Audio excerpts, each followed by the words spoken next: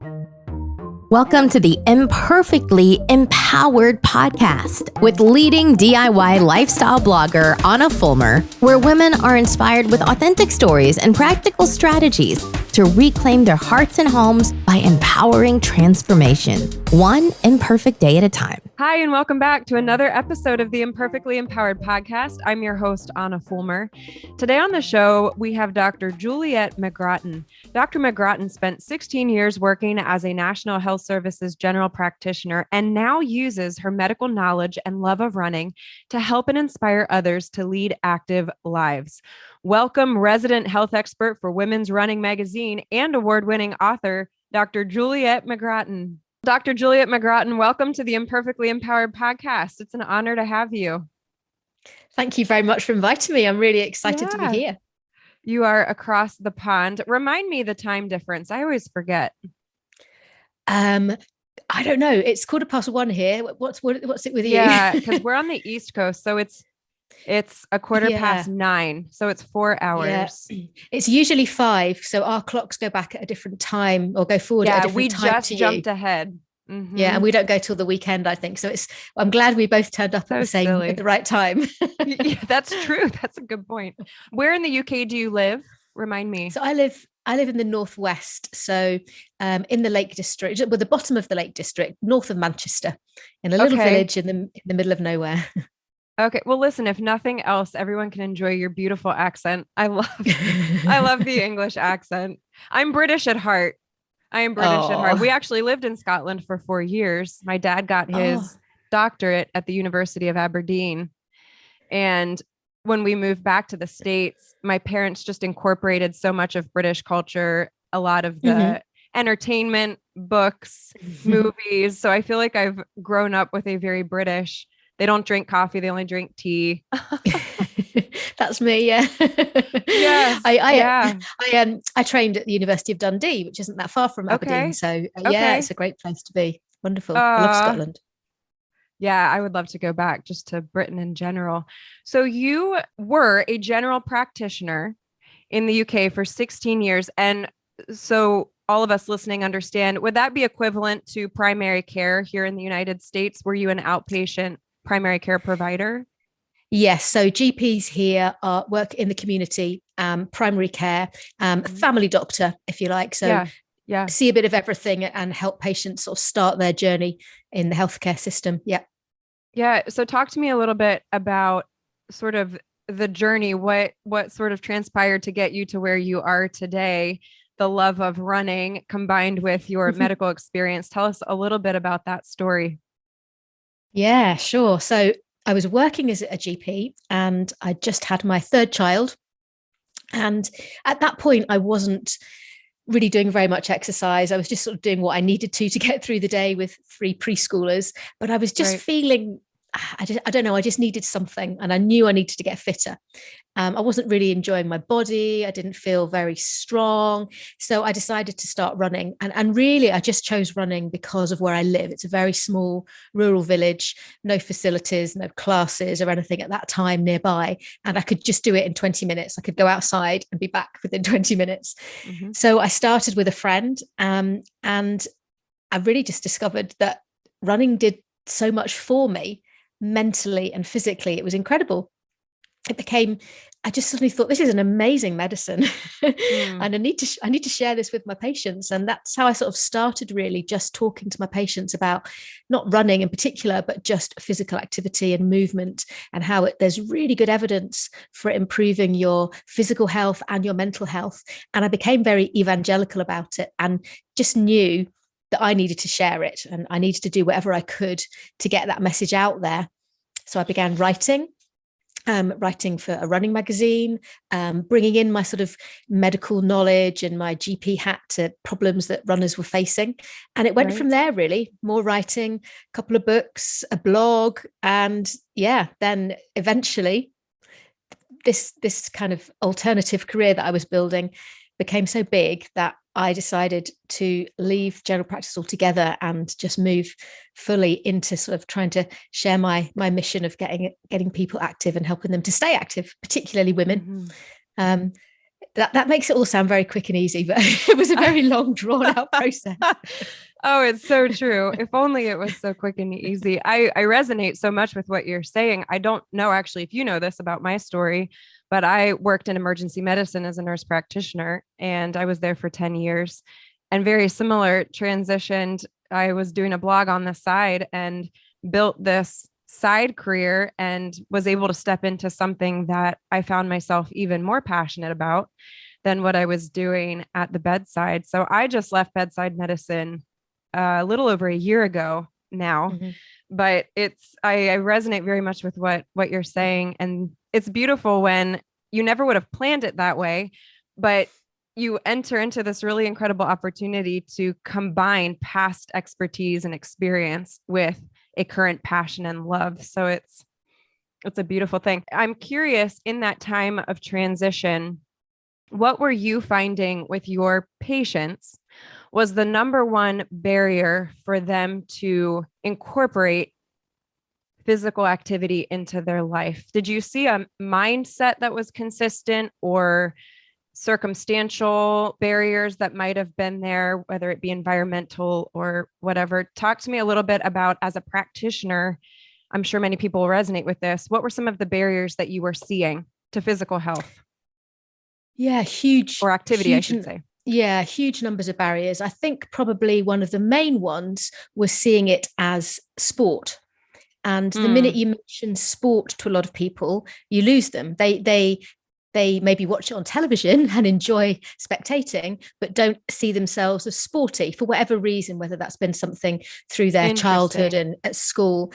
So when you talk to them about physical activity, they immediately think that you want them to run a marathon or join a sports team, and they don't necessarily think that you're actually just asking them to move more in everyday life, but also to do something that can be enjoyable. They see it as a chore and something that they have to do rather than something that they really want to do. And that's the key, I think, finding something that you enjoy.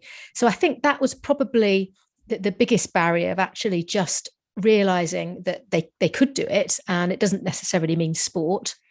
But I think also the barrier of time, thinking they hadn't got time to fit it into life because we're all so busy. And I think once you can explain that you don't have to do big chunks of it, you can just do 5 minutes, 10 minutes here, there, and everywhere. And even just getting up and moving more during the day all counts. So as soon as you can then kind of have these little, very achievable things, then you can win somebody round to think, oh, well, actually, every little bit does count. And I can make a difference if I just am a bit more active in my everyday life. I love that. And I think what you're speaking to, what I'm hearing is this concept that I see all the time as a fitness and nutrition coach, this idea of all or nothing. We struggle so much to live with that balanced sense of moderation. And we're so hard on ourselves. I think, well, men and women both, we approach it differently, but the struggle is consistent. We very much make it all or nothing. And we feel defeated if we can't do it all fully just right. The sport comment is really interesting to me. I have never thought about that. I would love to hear from our listeners. Drop a comment if you resonate with this. I'm wondering sometimes, as whether we're fitness influencers or we're practitioners, people listening here who are in medicine, especially in primary care, I'm wondering if there's a way that we are presenting the idea of physical activity that is perhaps not quite accurate, that maybe we could change our semantics or the way that we're presenting something so that a patient or a listener or follower isn't feeling like we're asking them to run a marathon or become an athlete. So that's a really interesting. Did you find that there were certain ways to communicate and encourage that were more effective to helping break down that barrier, that you don't have to be an athlete to be fit? Yeah, I think very much the key to it is actually asking somebody what they enjoy doing or what they used to enjoy doing when they were younger. And because if you loved doing something when you were 12, you'll probably love doing it now. I mean, my example of that is my personal one, and of ballet. I grew up doing ballet. I lived to dance, and I stopped it when I went to university, and then I became a junior doctor, and it just didn't fit into my life. And a few years ago, I went back and joined an adult ballet class. I love that. The minute I stood there at the bar and did some pliés, I just felt like I was 7. I have goosebumps. I just got goosebumps. Yeah. Yeah. And so I think sometimes actually people have the answers. You can't tell them what to do. You can't know what's important to them. And if you want someone to change their behavior, you've got to understand it from their point of view. And you can't tell them what you think they should do. It's got to be what they want to do. And one tip really is to find out what they used to enjoy when you were younger. A lot of men in the UK might say, well, they used to love playing football, which is soccer here. And they would immediately think if they were 60 and had slightly dodgy knees that they couldn't play football. But we have walking football leagues, and you hear these stories of these gentlemen going and joining a walking football club, and they're back in that sort of team environment and getting the sort of social benefits as well, and it can be life-changing. So I think it's not instructing and telling people what you think they should do. It's exploring with them what would work for them, because ultimately they're the ones that have to take the next step. That's such an incredible piece of advice. And I think, again, for our listeners, I want to highlight again that she's just pointing out another opportunity. It's not all or nothing. Just because you can't play soccer or football the way that you used to, find ways to still enjoy it, but modify. Modifying is not failure. Modifying is not lesser. It's enabling you to do something that you love to do. Football actually is a great example here in the United States. What we would traditionally call football, a great example to what you just said is flag football instead of tackle football. If you absolutely love football, but you're not going to go play tackle football anywhere, find a flag football league. Those are all over the place at rec centers. So if you're listening and you had a past love, I think that's a beautiful piece of advice. Ballet, dance, there's a lot of adult dance centers all over the place. Just Google it. I think that's an incredible piece of advice. A lot of it, I think, as well, is having the confidence, isn't it, to go? Yes. Because you might think, I'm going to look stupid. Yeah, I'm not going to fit in. I haven't got the right clothes. So sometimes, or I'm not fit enough. I'm not fit enough to do it. I already feel insecure because I have extra weight. And I think that's a great point. Yeah. And there's lots of ways to overcome that and taking somebody with you. But ultimately, if you go, you'll find that everybody's just the same as you and feels exactly the same when they first go along. That's a great, also find someone to go with you. I have several bucket list things. We're entering sort of a new season over here that will give me a little bit more time. And I've already been thinking through bucket list items, things that maybe I haven't done that I think would bring me joy that I want to try, or things that I used to do that I would like to do again. I'm an active person. Almost all of it involves activity of some sort. I want to take a hip hop class.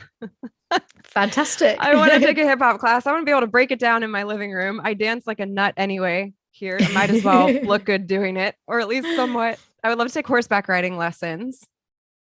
And I would love to do jujitsu. Do you guys have that? Do you have classes like martial arts? And yes, lots of them around. Yeah. I think that would be fun to do. Do you have any bucket list items? You did ballet. Are there other fun things that you think, if I had the time, if I could carve out time? I used to really enjoy dressmaking, and I haven't done it for years. It's not really active, but it's one of those things that I think, I've still got the sewing machine. But it takes great talent. Yeah. And just, well, I don't think I was ever terribly talented, but you can always learn, can't you? Yeah, absolutely. I've lots of activity goals, and I want to try fast packing.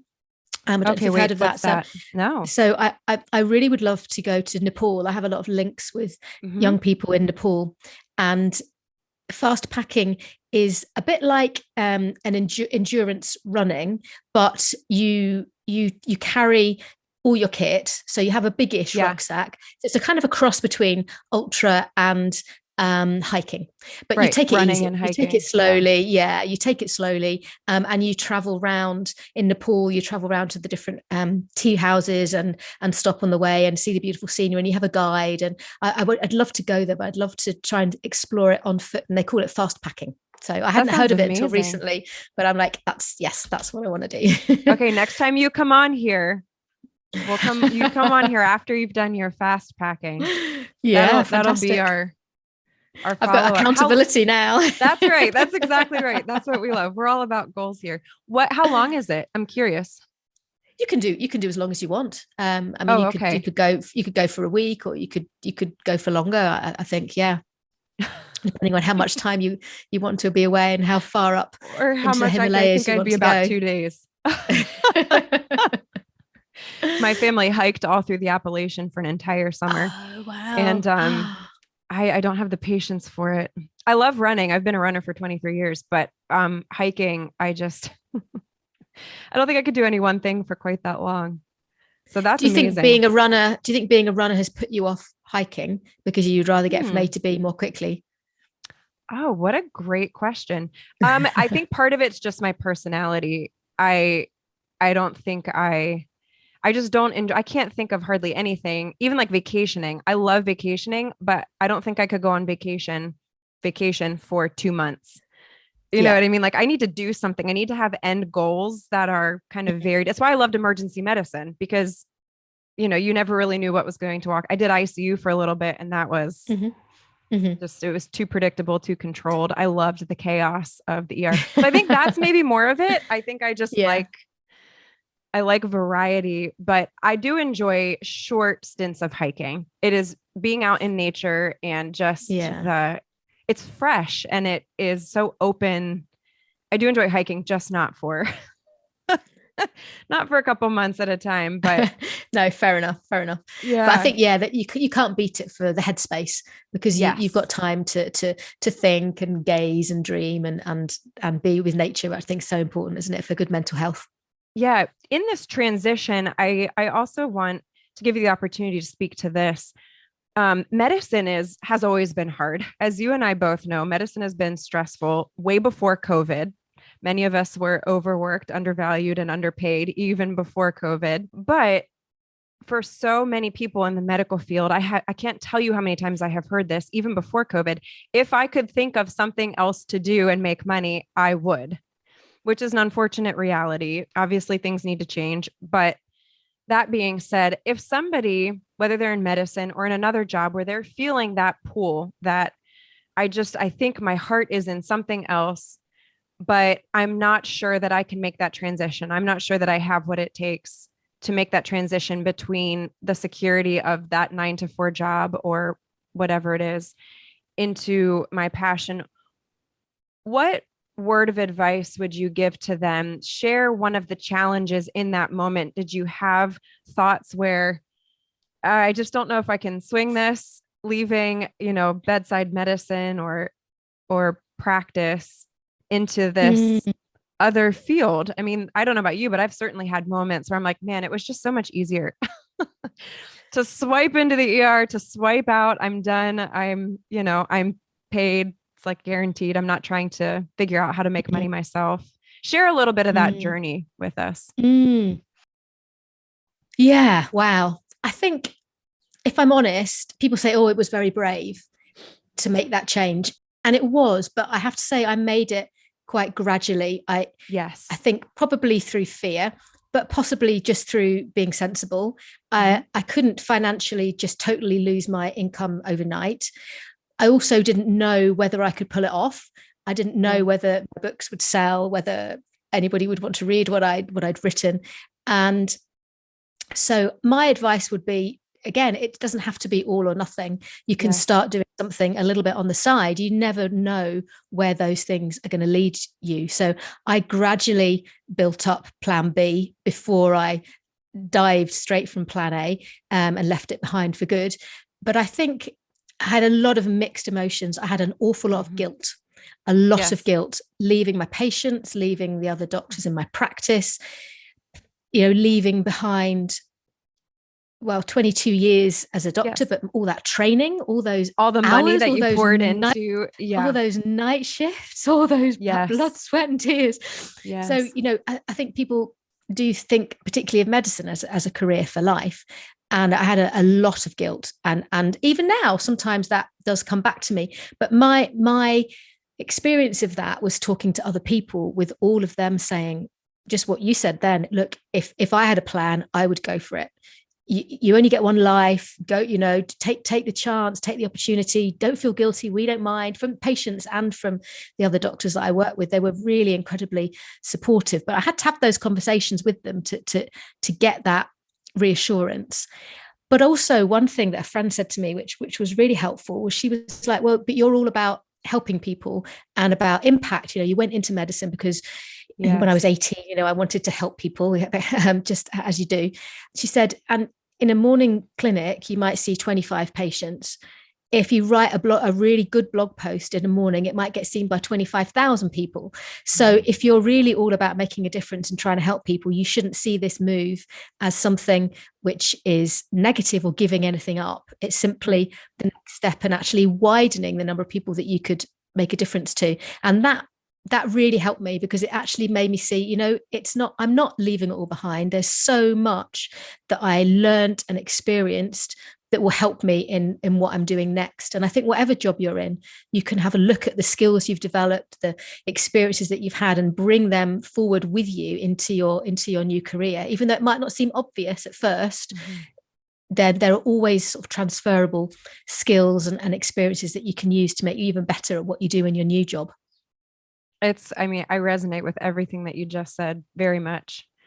And I think it's important to highlight what you said, that concept that none of it is wasted. I don't believe any of our days are wasted. You can take lessons and stories from all of your experience. And that's what makes everyone's position so unique, is no one else has, even though all of the things created equal between me and somebody else, the fact is nobody has my exact story, my exact experience. And you just never know how you can use that to make such a significant difference in somebody else's life. So I appreciate what you highlighted there, and the emotions you described. I hit every single one of those exactly the same. 21 years, I think I was in school, if you include grade school, and all the money for, 2 masters and all the years. And it's just amazing to see how I'm able to incorporate that now into what I do in a unique way that other people may not be able to. So if you're listening and you have a dream and you have a passion, hear what Dr. McGrattan just said. It was excellent. It's not all or nothing. Start that side hustle now, a little bit at a time, and build it gradually. It does not have to be all or nothing. If you could, this is one of my favorite questions to ask. If you could sum up the secret to success or getting results, however you want to term that, if you could sum up the secret to success in one word or phrase, what would it be? One. I'm only getting one. Okay. Coffee is an acceptable answer. That's my answer to everything. Tea, a cup of tea. Yeah, there you go. Right. I would say break it down. That will be my phrase, break it down. Because when I think of the things that I've done, whether that be running a marathon for the first time, whether that be writing a book, or my current challenge, creating a video course, when I think of the end goal, I'm overwhelmed and I think I can't get there. But if I can just break it down, and I mean break it down like even to the tiniest of steps, then that means that it's achievable and you can take that tiny step. If that's not achievable, you need to break it down even more. But it just helps you to keep moving forwards, because eventually those steps will add up and they will get you to where you want to be. You need to have that goal, but actually just keep breaking it down until you've got a step as simple as go online to look for a new web camera to record my video course. And that I can do that. I can shop, that's fine. And that to me has been key, because I never thought I could run a marathon, but I'd learned to find a plan, break it down. What do I need to do on this plan? Day one, I have to go outside and I have to run for 20 minutes. I can do that. And I think eventually you'll get there. And that helps you to move forward. It helps you to be consistent, because you've got things that you can do every day, and consistency is another key, I think. And it also helps you to be brave, because you can see that actually small things will add up eventually and get you to where you want to be. But I'm going to go with, break it down. That's helped me massively. It helps me every day now when I think there's something that. I can't do. Yes. Break it down one day at a time, one realistic goal at a time. That's beautiful. We are going to take a quick break, but when we come back, we are going to chat more with Dr. McGrattan on her expertise to running well right when we come back from this break. You have tried it all. Worried you will never lose the extra weight or reclaim the energy you once enjoyed? Want to achieve fat loss without spending hours in a gym or eliminating entire food groups from your diet? Well, now you can. In the virtual Faster Way to Fat Loss with Anna, my 6-week fitness and nutrition program, you will learn how to pair effective 30-minute workouts with all-natural, evidence-based nutritional strategies to leverage what you eat and when you eat to reset your metabolism and burn fat fast, even that stubborn belly fat. I am a dual certified nurse practitioner passionate about teaching sustainable strategies to promote fat loss and prevent disease. I have cheered on thousands of clients who have done just that with the Faster Way program.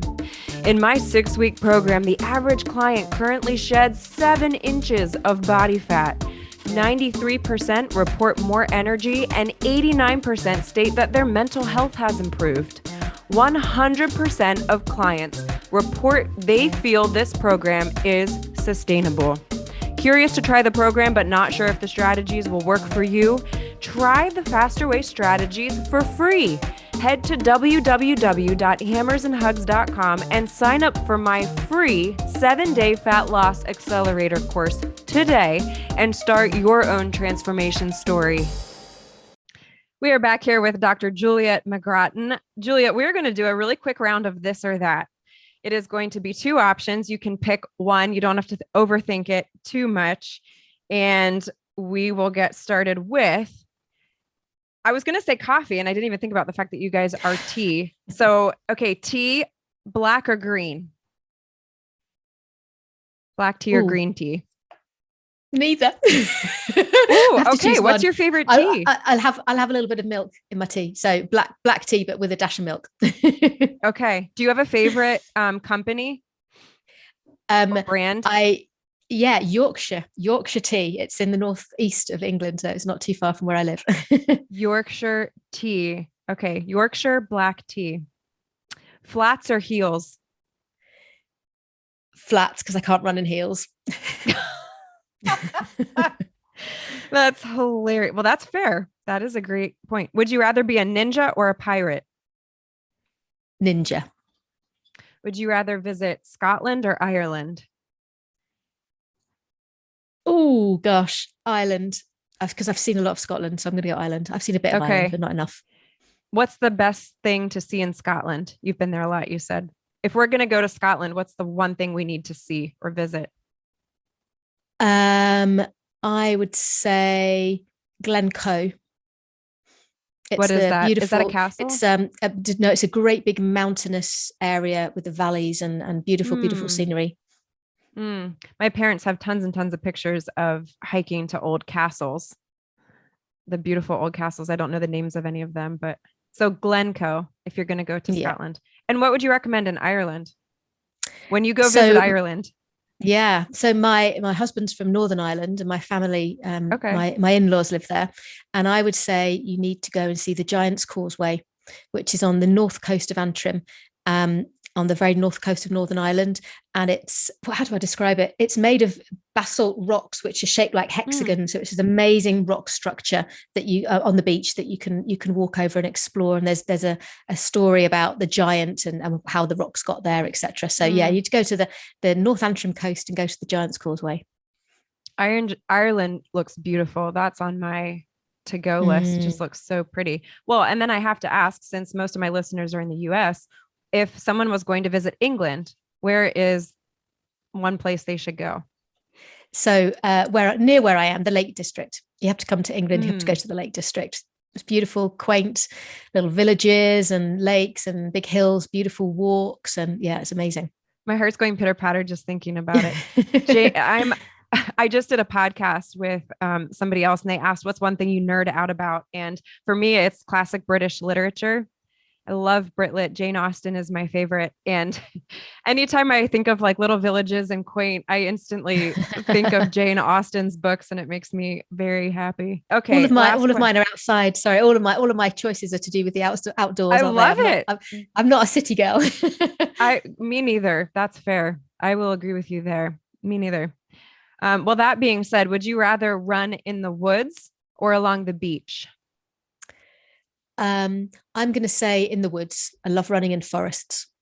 Yeah. Are there a lot of good running trails around you? Yes, we're completely spoilt. Yeah. Lots of quiet little roads and lots of off-road. And yeah, it's gorgeous. Well, I do love running on the beach as well. Don't get me wrong, but if I had to pick one, I'll go with the forest. Yeah, I would probably agree with you there.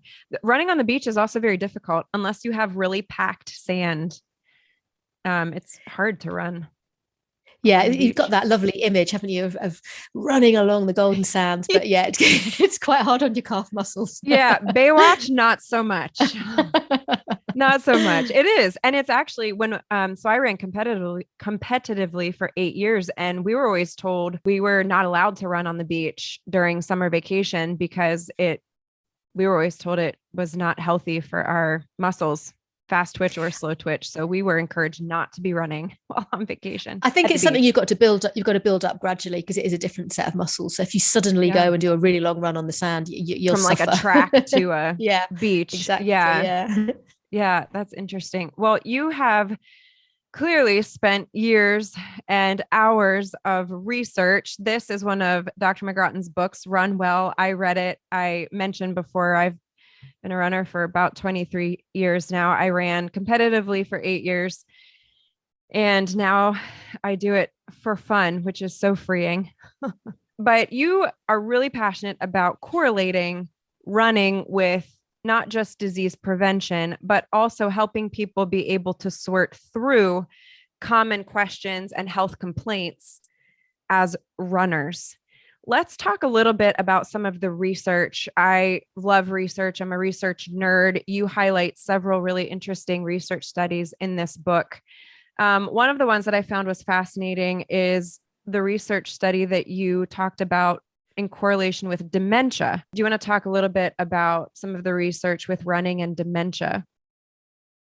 Yes, it's interesting because I think, dementia as a disease is becoming more and more common, more frequently diagnosed. It's a disease which is harsh and really, if you have somebody in your family with dementia or you're caring for somebody with dementia, it can be life-changing and really upsetting. And that makes you then want to take steps to see what you can do yourself to reduce your risk of dementia. Now, there are lots of different types of dementia, but it's becoming increasingly evidence-based to say that not just running, but by being physically active, you can significantly reduce your risk of many types of dementia, including Alzheimer's, which is a very common type of dementia, and also vascular dementia.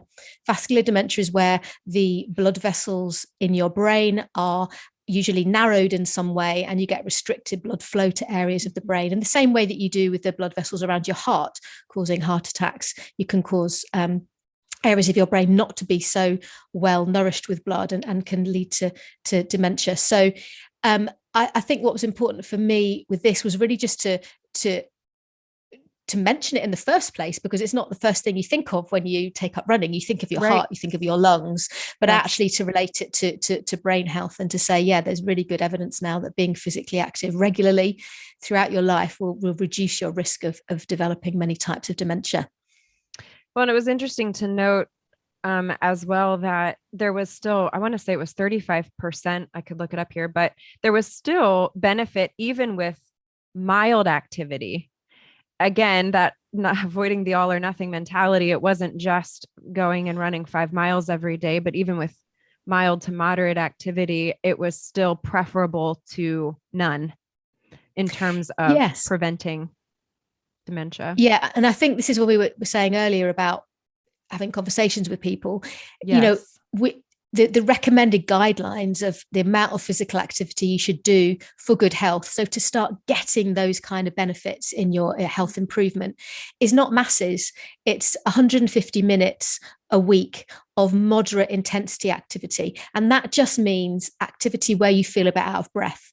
So that can easily be brisk walking. And 150 minutes might sound like a lot, but actually, if you were to do 15 minutes twice a day, Monday to Friday, so perhaps you walked to work and you walked back at a brisk pace, you've done 150 minutes. So it's not, and that's a goal, you can start small and build up to it, but it's not huge amounts of vigorous, high intensity exercise that you have to do to actually start getting the benefits. And the people who are going to gain the most are the people who are actually already doing nothing. If you can get them to do something, then they're the ones that have got the most to gain. Yeah, that's perfect. So again, encouragement to everyone listening and watching. If it feels overwhelming and you feel like it's a massive hurdle, it is small bite-sized pieces, 15 minutes twice a day. Maybe it's just 15 minutes once a day initially, but the general recommendation, the American Heart Association, and this has been corroborated by many different organizations, 150 minutes or 30 minutes, 5 days a week of moderate intensity exercise is life-changing, literally life-changing, and can prevent disease.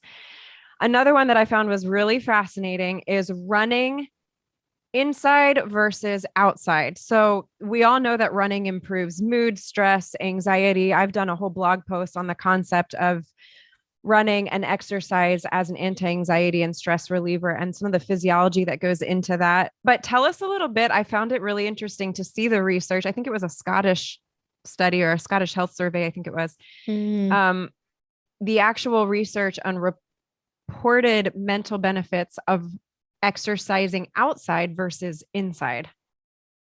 Yeah, there are quite a few studies that have looked at this, actually. Some of them were literally putting people on a treadmill inside and looking at different outcomes, and then putting them outside and looking at the outcomes and sort of comparing the two. And also some studies also looked at different environments, looking at running in urban environments as opposed to running in rural or woodland or open grass, etc. Yeah. And not only in actually mood benefits, but also in your ability to perform and concentrate and to focus on a task when you get in as well, and when you come back from a run as well. So any exercise helps you to focus better, but those who've been in green spaces seem to do better at certain memory recall tasks than those who were in urban environments. So the key really to this is that outside is definitely better than inside and has bigger effects on reducing depression and reducing anxiety and stress levels than running inside. Don't get me wrong, running on the treadmill, being inside is better than not doing any. But exactly. Some is always better than none. It is. Yeah. But if you're particularly looking for mood boosting and stress relieving effects, then there is some good evidence that actually being outside is more beneficial, particularly in woodland, in green spaces, particularly in woodland areas as well. So yeah, it's really encouraging and fascinating. Yeah. But if you love your treadmill and that breaks your monotony and boost your mood, and go for it, carry on. But if you're struggling or you think maybe you want to get more, then even just a few minutes outside can make a difference. I think it's a great takeaway just for people who are already exercising or already running, and you're, like you just said, you're looking for something a little extra. If you have the ability to go on trail runs, maybe incorporating that into your workout regimen, even if it's just once a week or once every other week. It's a very fascinating correlation that there is something about being in the green, nourishing environments that is improving outcomes. I thought that was really interesting. Time is one of the biggest barriers. You mentioned that. And I think it is true for just about everything. I think everything, if you ask anybody, what is a barrier to XYZ, time is one of the most reported barriers. When it comes to exercise, specifically, we're talking here about running. You presented two really interesting concepts to running. And I was thinking through these two types of exercises while running. And I realized that I I do this without even realizing it, but you put a name to it, which I thought was awesome. So if you are feeling time crunch in general, I don't have time to work out, I don't have time to run, I have XYZ I need to do or to figure out, you talk about two concepts that you can practice while running. One is the idea of mindful running. And then two is the idea of productive running. Tell us a little bit, for all of us busy women and men out there who don't feel like we have the time, how can we kill two birds with one stone, if you will, or get more bang for our buck is, I guess, a less violent way of presenting that. Tell us about mindful running and productive running. Yeah. So like you, I think I was doing these without really realizing it. Yeah. But actually, when I started realizing what they were and learning more about them, I thought there's actually I can get more out of it than just sort of doing it by accident. So mindful running is really just making sure you get the best boost for your mental health when you're out running. Now, you don't necessarily want to do this on every run that you do, but if you choose one run a week or less or more, depending on how you feel, where you actually just spend the time being really present. Because I think being mindful is actually just appreciating where you are at that moment in time.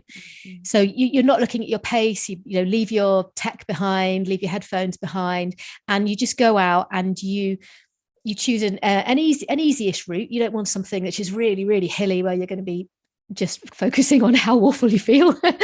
Just a nice, sort of which is me every run, let's be honest.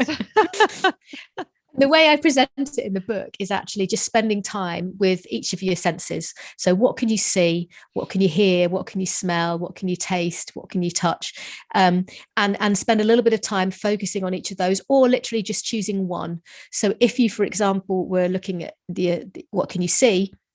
Yes, you're not just looking at the road and the bush beside you. You're actually looking at the colours. You're looking at the little ladybird that you spotted on a leaf. You're noticing things in the distance. You're looking at a view that you wouldn't have picked up on before.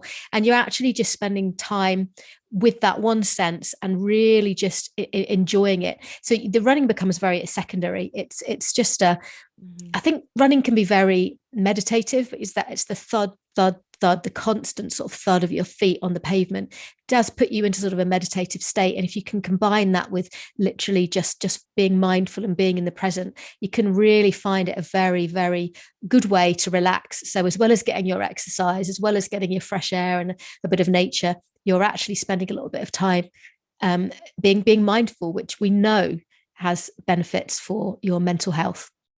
So that's mindful. That's mindful running. Yeah. Well, and I would also add, I've written a number of articles on the concept of how a mentality of gratitude can actually help you lose weight and live physically healthier. And, if anyone's interested in that, you can go to my blog at hammersandhugs.com. There's a bunch of different articles on mental health and the correlation between that and physical health. But I think that what I've talked about there is also perfectly applicable to what you just said, mindful running, to combine them at one time while you're running. Start listing 5 things that you are grateful for and be thinking about all of those different things as you're running. Similar concept, but trying to create a very positive present mentality while you run. So talk about then productive running. If I'm being honest, this is probably more what I do than mindful running. I'm either totally zoned out, completely zoned out. I'm not thinking about anything. That's about the only time I think about nothing is when I'm running. And even then I'm usually thinking about something, or I'm doing this productive running. So tell us a little bit about productive running. Yeah. And I think when I first started running, it was actually the space for my brain to sort of start thinking and dreaming and being creative. And I'd kind of lost the ability to be creative, I think, through the work that I was doing. And so for me, that this was really key, and it fits in with the time pressure thing. There's so much I need to do. I've got to write this letter. I've got to create this presentation. what am I going to say on this podcast, etc. And there's really good evidence that we are more creative when we're on the move. So productive running is literally just tapping into that evidence that your brain has an increased level of blood flow. You've got your lots of happy hormones flooding around in your body, which reach your brain, and it's a really, really good time to be creative. And so you can use that. So if you have, say, you're going to give a presentation, I've done this so many times. I've got to sit down and I've got to create a PowerPoint for a webinar that I'm going to give. Rather than actually just sitting down at the computer with the blank page in front of me, I'll go for a run and I'll think through on that run, what is it I'm trying to say? What's my overall message? What could be my introduction? And I'll work through each slide kind of in my head. Now, sometimes it's helpful to maybe just have your voice recorder on your phone, because these things come to you like dreams, and then you come back and you don't always remember what was that? Yeah. Exactly. So it's quite handy to make a little voice note as you go along. But actually, any problem that you've got, and I think you maybe experienced this yourself. You've had an argument with somebody and you go for a run and you come back feeling much better because you've been able to process it and think through it, but you can use it for your work. So if you feel like you don't have the time to run, then actually combine your work with your running, and you'll find that you have some amazing ideas that you can be really creative in how you approach things and solve problems that you could have, festered in your brain sort of for ages. Yeah. So this was all really about, using time. I love multitasking, being productive, getting the most out of it as you can. and it's cool, and it really works. It really works. Yeah. Well, and to put a number to it, you had mentioned this in your book. There was a study at Stanford University in 2014. They showed 60% more creativity when walking. So they had these test subjects doing brisk walking, and I can't remember the endpoints and how they actually determined 60% more creativity. But, to Dr. McGrattan's point, running you can still multitask. These are practical ways for you to be able to multitask while exercising, or in this case, running. The other thing I would tap into that is, this depends on your history of running. One of the things I had to force myself to do to enjoy it more is I stopped timing myself. I actually don't run with a watch anymore. Now, if I'm training for something, I will.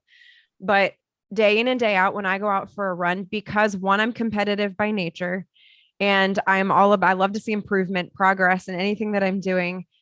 And I was also nurtured. So by nature, I'm competitive, and I was nurtured for 8 years to get negative splits. If I do an out and back, a 4-mile run, then my 2 miles back had better be less than my 2 miles out. Like, I couldn't get out of that mindset. So it was very freeing for me to give myself the benefit of not timing it anymore, not measuring the progress, and to be able to just run. I found it less stressful. I found I was more likely to go out and run if I wasn't measuring something. And I don't vary my runs a whole lot. Now, this is also coming from somebody I am not training for things currently. I haven't for some time. But I would also throw that out to you. If you're feeling overwhelmed by running, maybe you need to step back a little bit, give yourself some grace, and stop timing it, stop trying to hit certain times at mile marks, and be able to practice more of what Dr. McGrattan's talking here: mindful running, productive running. Go on a route that you don't have to think about, so that you can just sort of relax and enjoy it even more.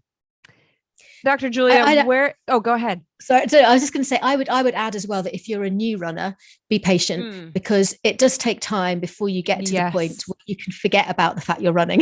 Believe me. Thank you for that. Yeah. You're just thinking about, am I going to be able to breathe? So it's something worth slowing down for, but being patient, and you will get there.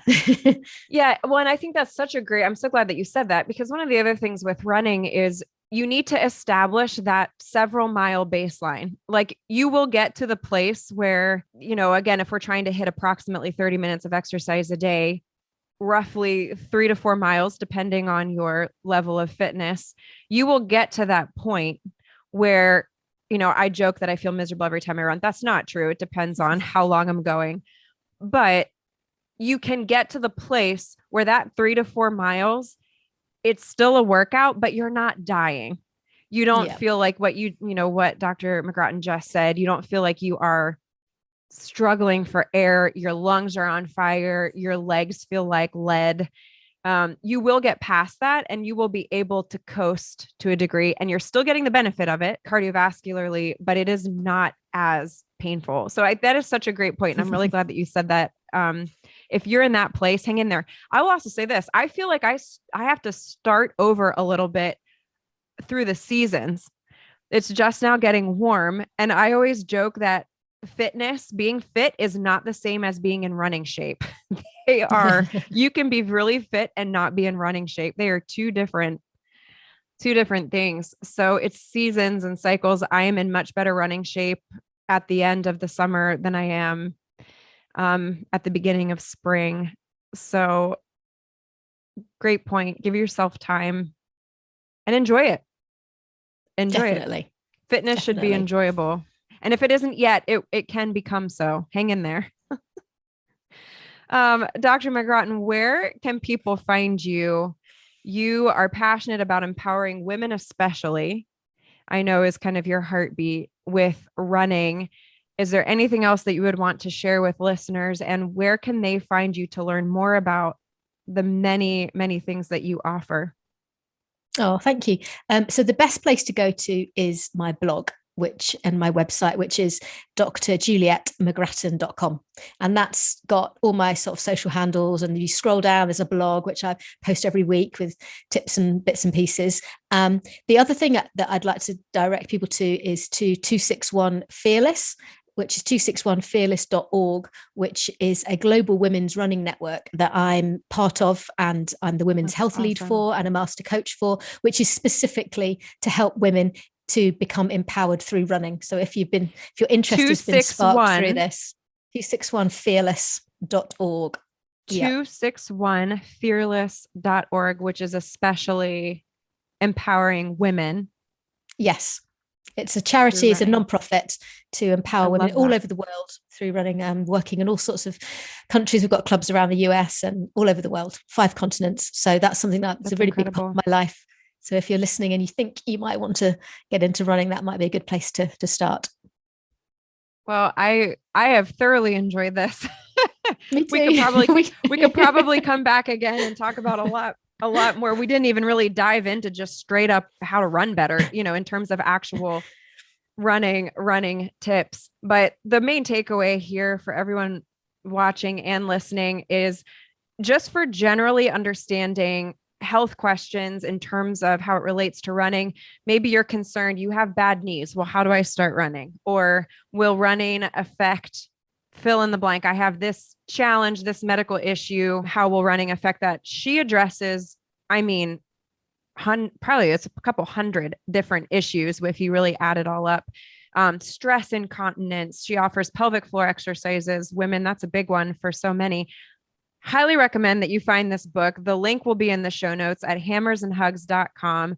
This is, dare I say it, the Bible, medical Bible for runners, I would say. This is truly an incredible book. And Dr. McGrattan, thank you so much for the way that you are inspiring women. I have no doubt that you are changing so many lives and inspiring people to live well. Thank you very much for having me. It's been really, really lovely to talk to you. Yeah, take care. Thank you so much for joining us for this episode of the Imperfectly Empowered podcast. It is my honor to be here with you. I am so grateful for each and every one of you.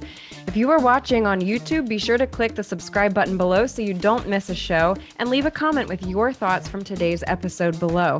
If you are listening via your preferred podcasting platform, would you help keep us on the air by rating our show and leaving an honest review of your thoughts from today?